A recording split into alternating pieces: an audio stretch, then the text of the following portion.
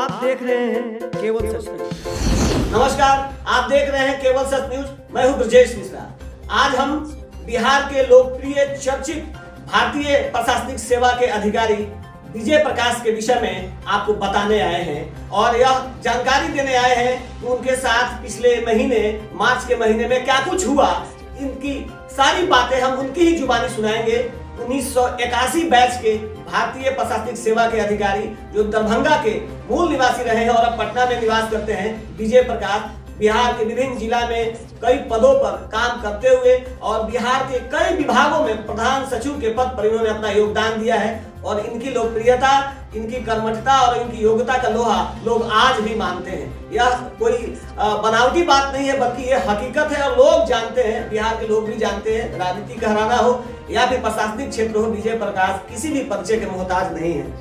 11 मार्च 2022 को अचानक उनको डायरिया का प्रकोप हुआ और उनको चक्कर सा लगने लगा। इसके बाद बिहार के चर्चित अस्पताल पारस हॉस्पिटल में वो भर्ती होने चले आए और उनके साथ क्या कुछ हुआ हम उन्हीं की जुबानी जानने के लिए आज उनको हमने अपने स्टूडियो में बुलाया है कि क्या हुआ था उनके साथ और किस तरीके से पारस हॉस्पिटल, कभी बिहार के लोकप्रिय मंत्री, चर्चित मंत्री रहे श्याम रजक का पीठ जला दिया जाता है, तो कभी आईएएस विजय प्रकाश को एक ऐसी दवा दे दी जाती है जिससे उनकी जान तक जा सकती है। तो भगवान की कृपा है कि उनकी जान बच गई और किस तरीके से ये पूरा वाकया हुआ है हम उनकी ही जुबानी सुनने के लिए हमने आज स्टूडियो में बुलाया है। सर, स्वागत है आपका केवल सर। क्या कुछ हुआ था सर?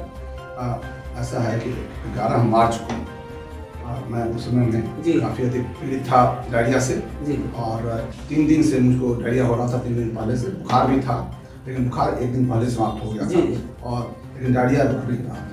और सुबह में 11 मार्च को मैं अचानक मैं गिर गया, मुझको चक्कर जैसा आ गया, गिर गया। तो मैं अपने पास एक कार्डियो रखता हूँ मोबाइल में, जिससे कि मेजर किया जा सके मेरा इसका स्टेटस ईसीजी देखा जा सके। ईसीजी में जब मैंने देखा तो मुझे एट्रियल फिब्रिलेशन का एक एपिसोड मिला, उसका मिला कि एट्रियल फिब्रिलेशन का स्टेट है अभी मेरे हार्ट का। तो मैंने तुरंत ही डॉक्टर से संपर्क किया और तब ये निर्णय हुआ कि हम लोग हॉस्पिटल चले जाएं और बगल में पारस हॉस्पिटल था तो हम लोग बगल ही में पारस हॉस्पिटल चले गए। वहाँ पर इमरजेंसी में फिर मेरा ईसीजी लिया गया। उस समय में ईसीजी, उस समय भी एट्रियल फिब्रिलेशन दिखाया उसने और लेकिन आधा घंटा के बाद मेरा एट्रियल फिब्रिलेशन ठीक हो गया था, मेरा हार्ट नॉर्मल ये हो गया था। लेकिन उन लोगों ने मुझे क्योंकि मेरा डायरिया कंटिन्यू कर रहा था शायद, इसीलिए मुझको इसमें आईसीयू में भर्ती कर दिया। तो आईसीयू में भी एक दिन तक ठीक रहा। नेक्स्ट डे मेरा डायरिया भी कंट्रोल हो गया। लेकिन 2-3 बातें हुई जो कि मैं चाहता हूँ कि आपके समक्ष रखूं। लेकिन जो सबसे अंतिम दिन पहले बात हुई उसको मैं पहले रखना चाहता हूँ। जो महत्वपूर्ण बात थी, 14 तारीख को सुबह मैं बिल्कुल ही नॉर्मल हो गया। जब आप आ गए थे जनरल वार्ड? हाँ, जनरल वार्ड में मैं 13 तारीख को जनरल वार्ड में आ गया था। तो मैं बिल्कुल ही नॉर्मल था, मुझको कोई दिक्कत नहीं हो रही थी। हाँ, मैं वॉशरूम गया था, मैंने ब्रश भी किया, मैंने जो बहुत दिनों से दाढ़ी नहीं बनाई थी तो मैंने दाढ़ी भी बनाई, वॉश भी किया, मतलब जो नॉर्मल रूटीन था। मैं एक कप जूस भी पिया और मैं आराम से बैठ करके अपने बच्चे के साथ, मेरा लड़का रहता है सिंगापुर में, उसने फ़ोन किया था हादसा जाने के लिए, मैं उससे बातें कर रहा था। जब बात कर रहा था उसी समय में एक नर्स आई और नर्स ने मुझे एक दवा दिया। पहले तो उन्होंने मुझे थायरोनॉम दिया, थायरोनॉम की दवा मुझे ही दे दी और कह के आप ही खोल दीजिए। मैंने कहा मेरे हाथ में तो कैनोला लगा हुआ है, ये आपको खोलना चाहिए। उन्होंने बोला कि मुझसे नहीं खुलता है, आप ही खोल दीजिए। खैर मैंने खोल दिया भी, तो उन्होंने कहा कि तो ठीक नहीं है। मैंने खोल दिया, खोल करके उसको दी कि दवा निकाल करके आप दे दीजिए, कि निकालना मेरे लिए थोड़ा सा कठिन था। तो उसने दवा दी, मैंने दवा ले लिया, फिर और 1-2 दवा दिया, वो भी मैंने खा लिया। उसके बाद उसने एक शीशी निकाली। मैंने पूछा कि कौन सी शीशी, कौन सी दवा है? उन्होंने कहा कि ये कोई एंटीबायोटिक है।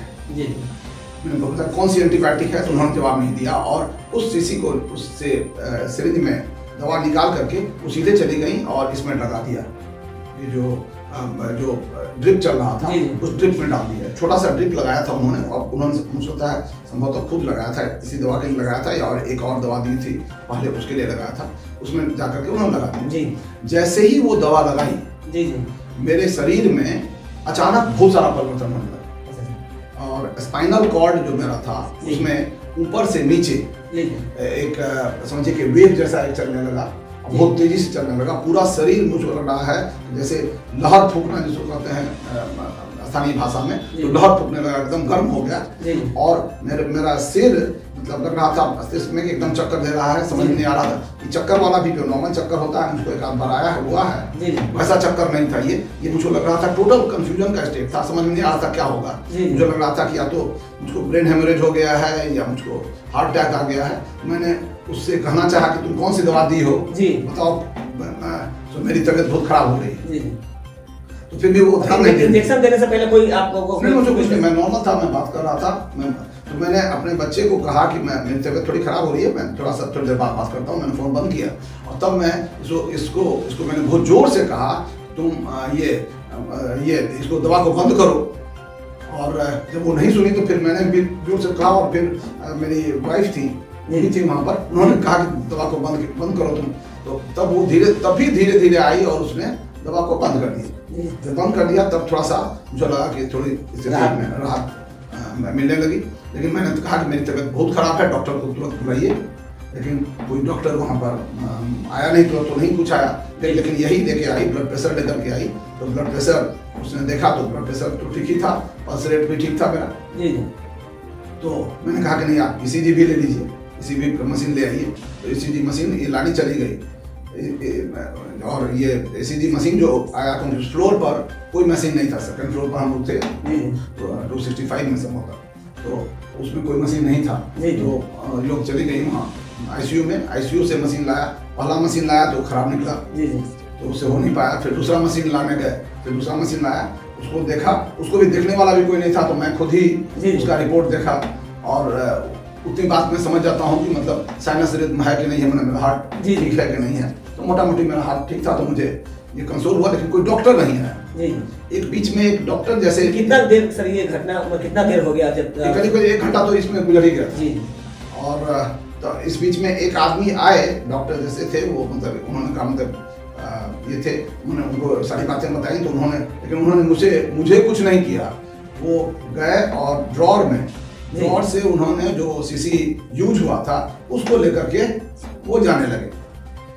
जो इंजेक्शन दिया गया था वो जो उसको लेके जाने लगे। मेरी वाइफ ने फिर इस नर्स से पूछा कि कौन सी दवा दी हो। तो दूसरा उसका एक फाइल था, वो उन्होंने दिखाया उनको, ये फाइल यही फाइल दिया गया था। तो उन्होंने उसका फोटो ले लिया। तब तक मेरी लड़की का फोन आ गया अमेरिका से, वो भी हालचाल पूछने के लिए उसने फ़ोन किया। तो उन्होंने कहा कि देखिए यही दवा दी गई थी, ये था एपिनेफ दवाई होती है, एपिनेफ दवाई दी गई। तो उसने कहा कि एपिनेफ तो दिया जाता है, ये लाइफ सेविंग ड्रग है, और ये दिया जाता है जबकि एकदम पल्स रेट खत्म हो जाता है। पर्टिकुलरली ये दिया जाता है उनको जो कि जिनको सीवियर आजमेटिक अटैक होता है या बहुत सीवियर एलर्जी होती है किसी इससे, जो जब ब्रेनी काट देता है ना, इंसेक्ट बाइट वगैरह होता है, उसमें दिया जाता है। ये नॉर्मल आदमी को नहीं दिया जाता है। नॉर्मल आदमी के लिए हार्ट पर ये बहुत बुरा असर डालता है। सो पापा को तो हार्ट का प्रॉब्लम है, सो इनको क्यों दिया जा रहा है? उसने जब ये प्रश्न उठाया तब मेरी वाइफ घबरा गई। तभी ये गई नर्सेस, जो ये था नर्सेस कॉर्नर जो रहता है, नर्सेस रहती हैं, वहाँ गई। वहाँ उन्होंने पूछा कि दवा कहाँ से आई है, क्यों दी गई है, किसने प्रेस्क्राइब दिया है। तो वहाँ पर उनको हेल्प करने के बदले सो मुझको वो दिखाई, वो भी देखना चाह रही थी, ये दूसरा वाला जो इंजेक्शन लेके गए थे। इंजेक्शन हाँ लेके गए थे। तो खैर बहुत जिद करने पर उन्होंने वो इंजेक्शन देखने दिया। और देखने दिया तो उन्होंने फोटो तो ले लिया उसका, लेकिन उसको दिया नहीं। कहा कि नहीं हम लोग जांच करेंगे, इसलिए हम लोग इसको रख लिए हैं। और लेकिन उन्होंने कोई ये नहीं दिखाया किस डॉक्टर ने दिया है और क्यों दिया है, यह भी नहीं बताया। तो ये वैसे मतलब इंसिस्ट करती रही कि हमको ये बताइए कि क्यों दिया गया है। और तो फिर बहुत इंसिस्ट करने पर उन्होंने कहा कि नहीं ये SOS में दिया गया है। उन्होंने कहा कि SOS में क्यों दिया गया, हमें SOS में तो कुछ बात थी नहीं। उन्होंने कहा कि नहीं, सो इसने आपका हाथ से पल्स देखा था इस नर्स ने, और उसको 63 पाया था, तो इसीलिए देखा गया। उन्होंने कहा कि उन्होंने तो कभी हाथ छुआ ही नहीं है, कुछ दिखा ही नहीं है। तो जब घटना हो गई है, जब दवा दे दिया है, उसके बाद ये आई थी, इन्होंने पल्स रेट भी लिया है, BP लिया है, लेकिन उस समय तो कुछ नहीं लिया था। तो तब इन्होंने कहा कि नहीं तो गड़बड़ है। और 63 जहाँ तक है 63 तो मेरा नॉर्मल रहता है। वो हो सकता है कि बाद वाला जो उन्होंने लिया था उसको बोल रही थी ये नॉर्मल है, तो 60 से ऊपर होता है तभी नॉर्मल रहता है, तो इसमें कोई बात ही नहीं है। तो इसमें क्यों दवा दी गई ये पता नहीं है। तो उसके बाद भी इन लोगों ने कोई एक्शन नहीं लिया। कोई इतनी बड़ी घटना हो गई है शरीर में, आप कोई ऐसी डॉक्टर भी उपलब्ध नहीं हो, कोई डॉक्टर आया नहीं। 5 घंटा बाद जो नॉर्मल डॉक्टर थे वो आए, और आए तो उन्होंने भी कोई जांच करते या मुझको एडवाइस करते कि क्या करना चाहिए इसमें, क्या इसका साइड इफेक्ट हो सकता है। वो दवा दी गई है, और क्यों दी गई है यह भी वो भी नहीं बता पाए। उन्होंने ये बताया क्या कि जो मैं उन्होंने अपना प्रोफाइल बताने लगे कि मैं एम्स में पढ़ाया हूँ, तो यहाँ पढ़ाया हूँ, यहाँ रहा हूँ, तो गुमराह करने लगे एक तरीके से, अपने बारे में बताने लगे कि अपना हम अच्छे आदमी हैं, तो आज ये काला दिन है मेरे लिए, इन लोगों के चलते मुझको मेरी बदनामी हो रही है वगैरह वगैरह। लेकिन जो मुझे इलाज करना चाहिए था वो उन्होंने नहीं किया। उन्होंने कहा कि मैं आपको रिलीज कर दे रहा हूँ, तो उन्होंने मुझको रिलीज कर दिया। जब डिस्चार्ज कर दिया 1-2 घंटे के बाद, और जो स्लिप दिया मुझे, जो डिस्चार्ज स्लिप होता है, तो मैं जब घर पहुंचा तब मैंने डिस्चार्ज स्लिप देखा, जो जाते समय देता है, उसमें कुछ लिखा ही नहीं था। डिस्चार्ज स्लिप में कोई जानकारी कुछ भी नहीं लिखी थी। उसमें ये भी नहीं लिखा हुआ था मुझको 3 दिनों तक ये इसमें रखा था उन्होंने, आईसीयू में रखा था। 3 दिन रहा, 11, 12, 13 में आईसीयू में रहा, वो भी नहीं लिखा हुआ था। उसमें यह भी नहीं लिखा हुआ था कि मुझको ब्लड चढ़ाया। उन्होंने ब्लड भी चढ़ा दिया था मुझको, जबकि ब्लड चढ़ाने की बात जहाँ तक है, मैंने उनको बताया था कि मेरा जो ट्रेट है, हम लोग कुछ अलग, हमारा ब्लड जो प्रोफाइल है वो डिफरेंट रहता है, हम थोड़ा सा हेमोग्लोबिन कम रहता है। तब भी उन्होंने ब्लड चढ़ाने का निर्णय लिया। सो आप तो समझ के लीजिएगा निर्णय, मतलब हम लोग डिफरेंट ट्रेट जो कहते हैं थैलेसीमिया माइनर, या हमारा तो मतलब इंटरमीडिया कहते हैं उसको, उस ट्रेट में आता है। इसलिए हमको थोड़ा सा ब्लड वगैरह में थोड़ा सावधानी बरत के हम लोग का ये अलग प्रोफाइल डिफरेंट रहता है, इसलिए घबराने की भी जरूरत नहीं है। तो एक तो वो बात भी नहीं लिखी हुई थी कि आपने ब्लड चढ़वा दिया। चढ़वा दिया तो कोई बात नहीं, होने से तो उनका डिसीजन है, चढ़वा सकते हैं। लेकिन एक और बात हुई थी एक दिन 13 तारीख को, 13 को नहीं 12 ही को हुई थी, जिस समय मुझे ब्लड चढ़ रहा था उसी समय में तो मुझको होल्टर टेस्ट भी हो रहा था। मेरा होल्टर टेस्ट भी लगा हुआ था, ब्लड चढ़ रहा था, और एक दवा इन्होंने मेरी वाइफ को कहा कि बाजार से मंगवा दीजिए, उसको कहते हैं कॉम्बिथेर। तो कॉम्बिथेर दवा जब मंगवाया तो उन्होंने, हम लोग यहाँ मेरे घर में ये होता है कि जो भी स्लिप इस तरह का आता है उसको हम फैमिली में शेयर करते हैं। उन्होंने फैमिली में डाल दिया कि यही दवा का मंगवाने के लिए कह रहे हैं। तो वो देख करके मेरे लड़के ने फोन किया, ये तो दवा मलेरिया की है, पापा को मलेरिया हुआ है क्या कि जो खा रहे हैं। तो उसने अपनी मम्मी को कहा, उन्होंने मुझसे पूछा कि देखिए कॉम्बिथेर का मैंने लिखा है क्या कि ये तो मलेरिया की दवा है। तो मैंने आके देखा, मैं भी देखा तो मलेरिया की दवा है। मैंने पूछा कि इससे जो नर्स थी कि मेरा मलेरिया पैरासाइट पॉजिटिव आया है, तो कहा कि हमको नहीं मतलब है, हम तो इसमें लिखा हुआ है तो हम इसलिए दे रहे हैं। मैंने कहा कि नहीं, इसको डॉक्टर से पूछ लीजिए, तो बिना उसके मैं नहीं खाऊंगा, क्योंकि इसका भी साइड इफेक्ट होता है हार्ट पर, इसका भी ब्लड पर भी होता है, इसलिए मुझको बिना उसके मैं नहीं खाऊंगा। तो उसने कहा कि नहीं आप नहीं खाइएगा तो मैं लिख दूंगा, क्योंकि मैं लिखा हुआ है, मैं आपको खिलाऊंगी। मैंने कहा तो बड़ा गड़बड़ है कि आप जबरदस्ती कैसे खिलाइएगा, और मुझको ना बुखार में 2 दिन से बुखार नहीं है, मुझको डायरिया का प्रॉब्लम है, डायरिया भी ठीक हो गया है, और मैं खा के क्या करूंगा इस दवा को। तो मैंने कहा कि आप डॉक्टर से मुझे बात कराइए, और डॉक्टर से बिना पूछे हुए मैं नहीं खाऊंगा। तब उन्होंने वो बुला के लाइन जो इंचार्ज थे डॉक्टर प्रशांत, बस क्वाइट अ नाइस पर्सन, अच्छे आदमी थे। उनको मैंने कहा कि ये समस्या है, तो मैं बिना इसके खाना मेरे लिए उचित नहीं है। एक तरफ आप ब्लड चढ़ा रहे हैं, दूसरी तरफ आप ऐसा डाल रहे हैं जिसका असर हार्ट पर खराब पड़ सकता है, और इसका साइड इफेक्ट भी है। नॉर्मली ये ड्रग नहीं खाते हैं लोग, तो तभी वो खाएंगे जब उसका पॉजिटिव हो। तो आप ये पता कर लीजिए, डॉक्टर से बात कर लीजिए, और अगर वो कहेंगे तब खाएंगे। तो उन्होंने रिपोर्ट भी देखा, रिपोर्ट निगेटिव आया हुआ था, मेरे पैरासाइट नहीं था, और मेरे पैरासाइट नहीं है तो मुझे खाने की जरूरत ही नहीं थी। तब उन्होंने क्या किया, और मैं ये बता दूं कि वही नहीं, वो इसकी भी दवा दे रहे थे जो कि चलती है इसमें डेंगू में, वो भी दवा लिखे हुए थे।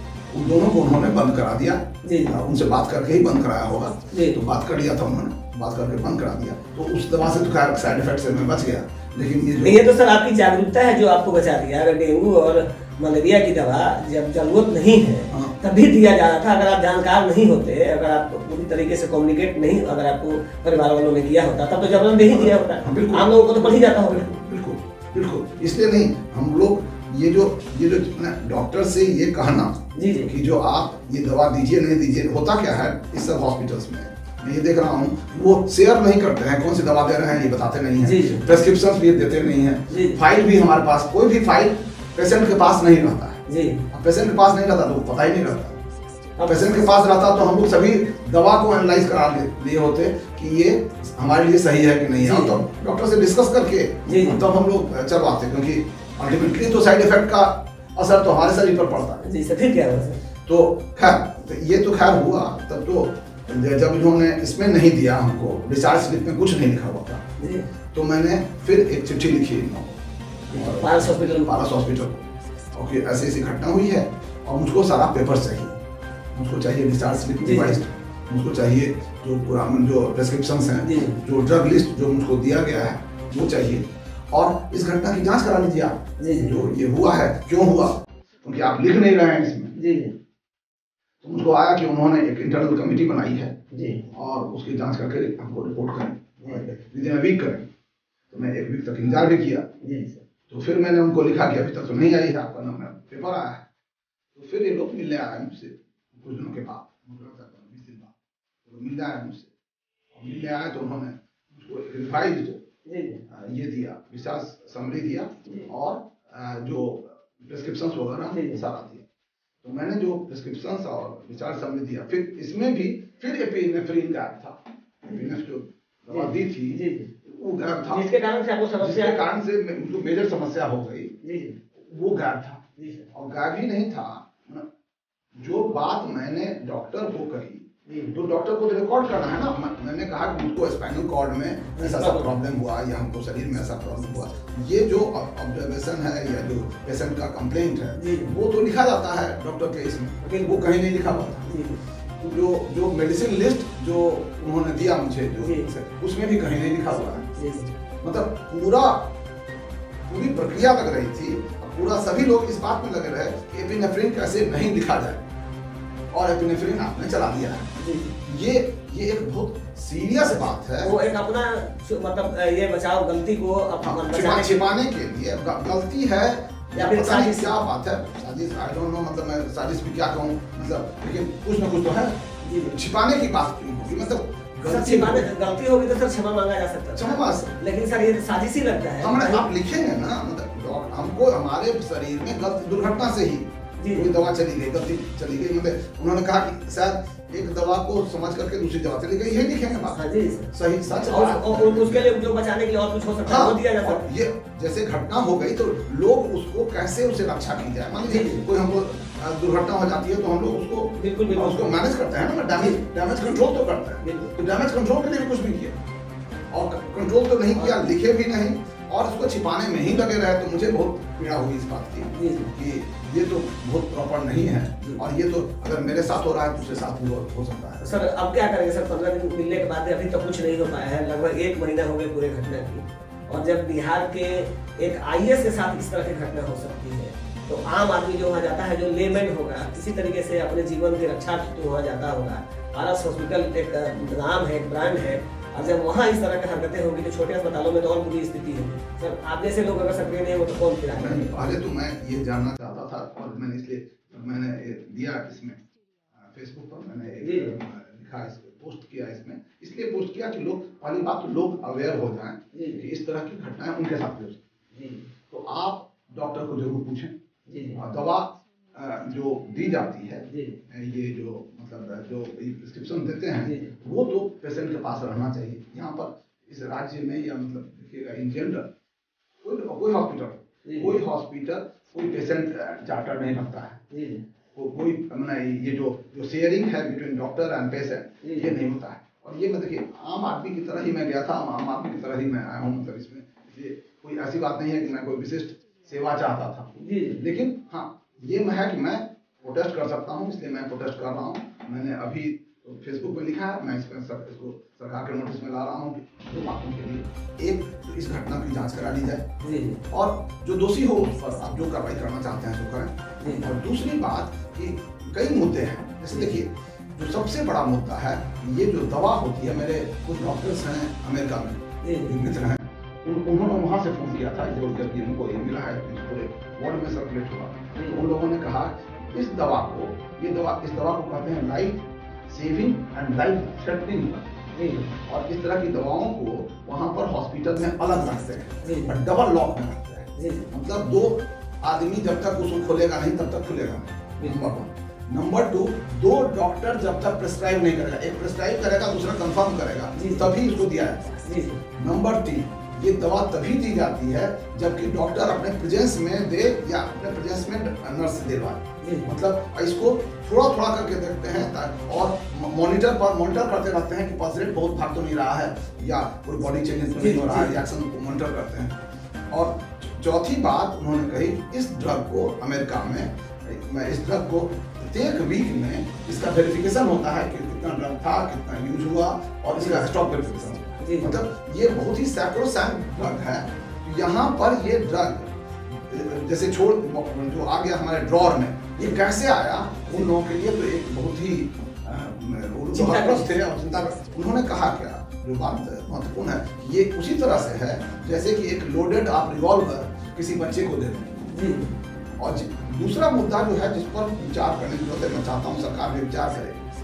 नर्स जो थी वो टोटली अनट्रेंड थी, अनट्रेंड ही रही होगी, सेमी ट्रेंड रही होगी, पता नहीं क्या होता है। मुझे लगता है नर्स ट्रेनिंग जो है वो बहुत ही खराब है और बहुत ही लो क्वालिटी के लोग को रखा गया है। मैं डॉक्टर के बारे में नहीं कमेंट कर रहा हूँ, डॉक्टर्स जाने, और जो प्रेस्क्रिप्शन है उसका ऑडिट कराना चाहिए इनको, क्योंकि 2-3 बातें मुझे इसमें लगा जो मुझे कष्ट भी हुआ। एक, ओवर मेडिकेशन हो रहा है बहुत ज्यादा, एक साथ 2-2, 3-3 एंटीबायोटिक चलाया जा रहा है। क्यों चलाया जा रहा है मुझे समझ नहीं आता। मैं दूसरे कंट्री में भी इलाज कराया हूँ, वहाँ पर तो एंटीबायोटिक देते ही नहीं है लोग, बहुत कम देते हैं। यहाँ पर पैरेलल एंटीबायोटिक चलाए जा रहे हैं, तो ये इसका जो शरीर पर जो साइड इफेक्ट होता है, तो जितना हम बचाएंगे नहीं उसके साइड इफेक्ट से ज्यादा समस्या होगी। तो ये थोड़ा सा डॉक्टर फैटर्निटी के साथ भी बात करने की जरूरत है, इस पर कुछ प्रोटोकॉल अगर आप लगा सकें देश में एंटीबायोटिक के यूज पर, ओवर मेडिकेशन के यूज पर। और जो डॉक्टर्स, देखिए एक जो चीज मैंने गौर किया जो मैं चाहता हूँ आपको बताना, जो जब मैं गया वहाँ पर, जैसे ही आईसीयू में गया एकदम बम्बार्डमेंट हो जाता है टेस्टिंग का, और बम्बार्डमेंट हो जाता है 13-14 मेडिसिन दिखा के। 13-14 मेडिसिन क्या जरूरत थी मुझे समझ नहीं आया। तो डायरिया था सिंपल, तो था नहीं डायरिया, एक डायरिया को रोकने के लिए 14 मेडिसिन, आई डोंट नो। और जब ये मैंने बताया था उनको, इसका जवाब तो वही लोग देंगे क्यों उन्होंने लिया, क्योंकि इसका ऑडिट नहीं होता है, कोई दूसरा आदमी उसको देखेगा नहीं, डॉक्टर ने जो लिख दिया सुनिए। और टेस्टिंग भी जो होता है वो अनंत टेस्टिंग होता है। मैं आपको बताऊं, इंटरेस्टिंग मुझे ये कंसर्न लगा, इसलिए मैं आपको बता रहा हूं कि वहाँ पर प्रत्येक दिन सभी व्यक्ति का जो एक्सरे किया जो भी जाता है इसमें आईसीयू में, क्यों होता है ये मुझे समझ नहीं आया। मुझे चेस्ट की कोई समस्या नहीं है, अपना चेस्ट एक्सरे क्यों कीजिए। सभी वो लोग मैंने हमारे शरीर को जो प्रॉब्लम अदरवाइज नहीं होगा तो एक्सरे के होने से हो जाएगा। रोज रोज करिएगा, अगर मैं 10 दिन आईसीयू में रहूंगा तो 10 बार आप हमारे चेस्ट को, तो जो बीमारी नहीं होनी होगी वो हो जाएगी। जी बिल्कुल, उसकी कोई आवश्यकता नहीं। और मैंने सुना, देखिए ये भी मैं शेयर करना चाहता हूँ, आप सभी दर्शक भी हैं और समझिएगा, इन लोगों को टारगेट रहता है, क्योंकि जो टेस्ट एक्सरे करने आया था उसने वो बोला, जो आपस में बात जो करता था उसने, मैंने ओवर हियर किया, मैं आपको बता रहा हूँ ये चीज़ उसने गंभीरता के साथ, उसने कहा कि हाँ 16 आज हो गया, इसका मतलब उसका शायद 16 का टारगेट रहा होता है कि 16 को तुमको करना ही है इस मशीन से। तो ये जो टारगेट सेटिंग है, चाहे दवा का सेट हो, चाहे ड्रग्स का हो, टेस्टिंग का हो, हाँ, ये जो अगर आप इस तरह से टारगेट सेटिंग करके करेंगे इसका इलाज हो पाएगा। ये मैं एक इसकी बात नहीं कर रहा हूँ किसी एक हॉस्पिटल होता है, शायद ये सभी जगह हो, क्योंकि ये सभी जुड़ा हुआ है कहीं ना कहीं पैसे से। तो हम लोगों को इस सभी चीज़ों पर विचार करें, हम लोग विचार करें, सभी लोग मिलकर विचार करें, और क्या इसका निदान हो सकता है, क्या इसका लीगल निदान हो सकता है, क्या एडमिनिस्ट्रेटिव निदान हो सकता है, कैसे हम जागरूकता पैदा कर सकते हैं आम पेशेंट में कैसे हम लोग उनके लिए चार्टर बना सकते हैं, उनके लिए देखिए। और सब जगह कुछ कुछ मैंने देखा है कि पेशेंट अवेयरनेस के लिए लोग बुकलेट बना रखे हैं जी। कुछ हॉस्पिटल में मैंने उनका क्या सुझाव है, सलाह उनका लेते हैं? हाँ, उनको जानकारी रहनी चाहिए। जैसे हम हॉस्पिटल में गए तो हॉस्पिटल के बारे में जानकारी, क्या आपका राइट है, क्या चीज़ आपको मांगना चाहिए, क्या चीज़ आपको देखना चाहिए, ये अगर हम बना करके लोगों के बीच में दें तो विश्वास भी जगेगा। ये मैंने देखा है, टाटा में होता था। वो ऑनलाइन भी बना कर रखे हुए हैं कि आप लोग क्या क्या चीज़ देखिए और क्या आपको हॉस्पिटल से मिल सकता है, क्या आपको करना चाहिए। तो हम लोग को पेशेंट को एक पार्ट समझना चाहिए हॉस्पिटल के इसका, और उनको मदद करनी चाहिए। वो आपको मदद करें ताकि आप उनका इलाज ठीक से कर सकें और उनके साथ मिलजुल के काम करें। मैंने यहाँ पर पेशेंट मुझे लगता है हेल्पलेस हो जाता है ना, क्या दवा दे रहे हैं पता नहीं है, क्या उसका असर पड़ेगा पता नहीं है, तो इसमें बहुत बड़ी दुर्घटनाएं होने की संभावना बढ़ जाती है। और उसी मैं तो उसी से गुजरा, इसलिए मैं समझता हूँ शायद मैं शेयर करना चाहा किया जी ये बात और लोगों के साथ नहीं हो। आप भी जब जाएं तो जरूर सतर्क रहिए। और मैं समझता हूँ कि जो बड़ी बात मुझे लगी कि कभी भी कोई साइड इफेक्ट आए इसको छिपाने की जरूरत नहीं है, तुरंत ऐड करने की जरूरत। अभी आप सुन रहे थे सेवानिवृत्त भारतीय प्रशासनिक सेवा के अधिकारी विजय प्रकाश को। उन्होंने अपनी बात पूरी बेबाकी से कही और लोगों को जागरूक करने के लिए कहा, आग्रह किया कि आप जागरूक होइए। किसी भी अस्पताल में, चाहे वो पारस हो या कोई भी हॉस्पिटल हो, पटना के तमाम हॉस्पिटलों में लगभग स्थिति एक जैसी, बल्कि पूरे बिहार में या यूं कहें पूरे देश में प्राइवेट हॉस्पिटलों में पेशेंट के साथ जिस तरीके का व्यवहार होना चाहिए वह बिल्कुल एक ग्राहक और दुकानदार वाली स्थिति बन गई है। जैसे कोई ग्राहक आया, किसी तरीके से इस ग्राहक को मूड़ लेना है, मतलब उनको किसी न किसी तरीके से अपने गिरफ्त में ले लेना है, चाहे वो पेशेंट जिए या मरे, इससे कोई उनको फर्क नहीं पड़ता है। अगर विजय प्रकाश जानकार नहीं होते, विजय प्रकाश का परिवार अगर सजग नहीं होता तो न जाने क्या घटना घट सकती थी। ये तो भगवान की असीम कृपा है कि एक ऐसी दवा जो लाइफ सेविंग ड्रग्स के रूप में जानी जाती है, उसको न जाने, जैसा कि सर ने कहा कि एक थ्रेटनिंग मेडिसिन के रूप में भी जाना जाता है, इसलिए इसको बहुत ही व्यवस्थित ढंग से रखा जाता है। जैसा कि अमेरिका के कई जानकार डॉक्टरों ने इनको बताया।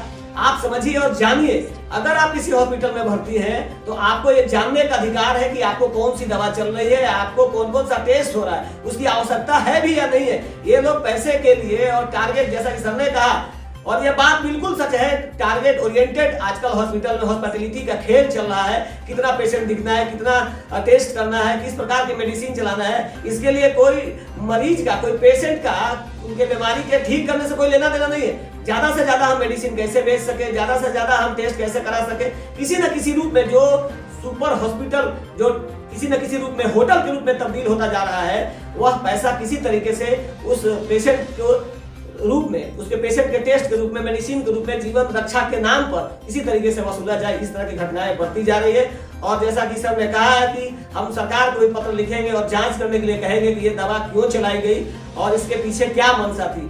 अगर ये गलती थी तो क्षमा मांग के पूरी की जा सकती थी, लेकिन वह दवा देने के बाद उसको छुपाने का, पारस हॉस्पिटल जैसा लोकप्रिय और रिनाउंड हॉस्पिटल जब कोई दवा देकर उसको छुपाने की कोशिश कर रहा है तो निश्चित तौर पे कहीं ना कहीं दाल में कुछ काला नजर आ रहा है, जो आने वाले दिनों में सर के आवेदन पर सरकार के पास जब वो जाएगा और जब अनुसंधान होगी तो निश्चित तौर पे यह बातें खुलकर आएंगी कि क्यों विजय प्रकाश को यह दवा दी गई थी। आप देख रहे थे केवल न्यूज। बहुत बहुत धन्यवाद।